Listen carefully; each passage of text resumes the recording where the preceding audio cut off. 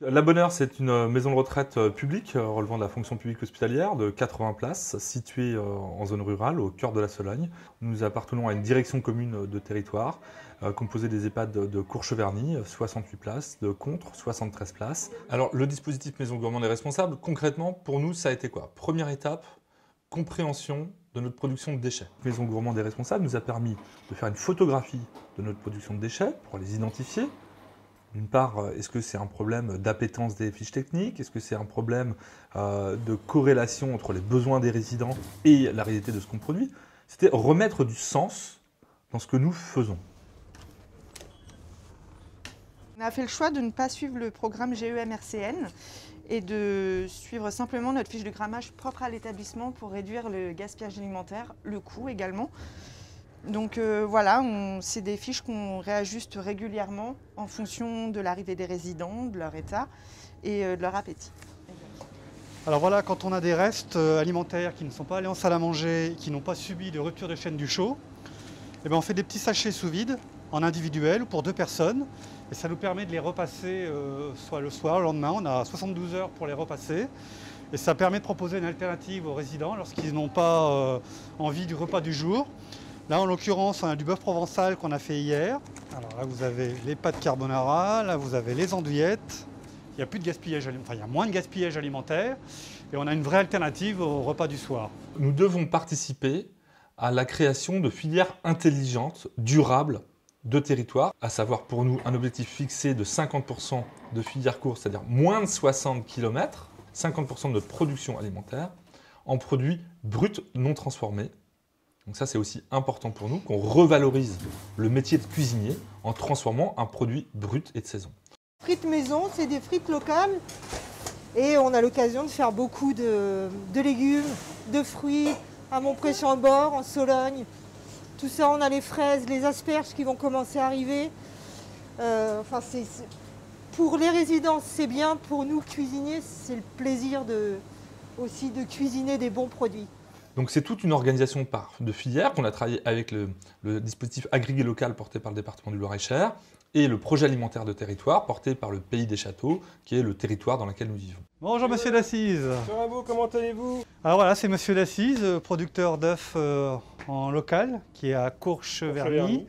Il est inscrit à la plateforme AgriLocal 41, très réactif au niveau de la livraison, puisque quasiment la veille pour le lendemain, voire même le jour même.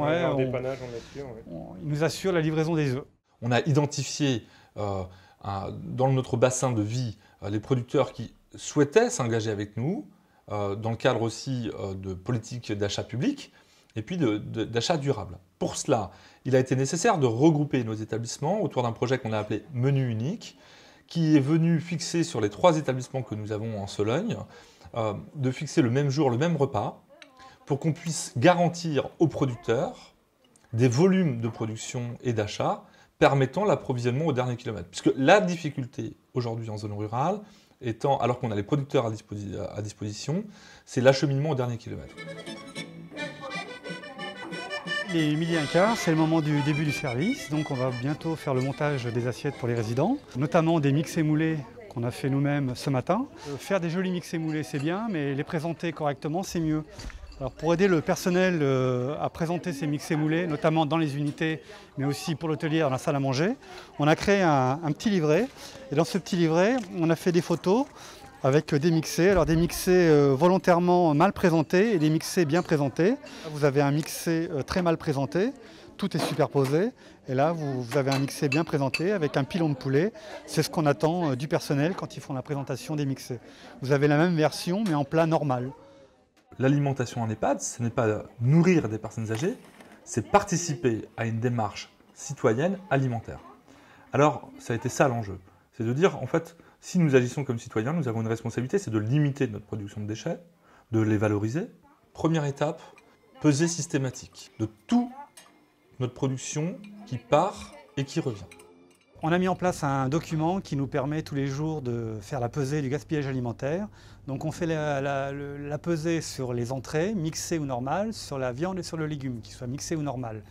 Et donc les hôtelières qui débarrassent les tables, elles prélèvent tout le reste des assiettes dans un seau et on pèse le seau à la fin du service, on marque ça sur un document et ça nous permet de voir en moyenne le pourcentage qui est gaspillé, enfin le nombre de grammes qui est gaspillé par jour et par personne pour chaque résident.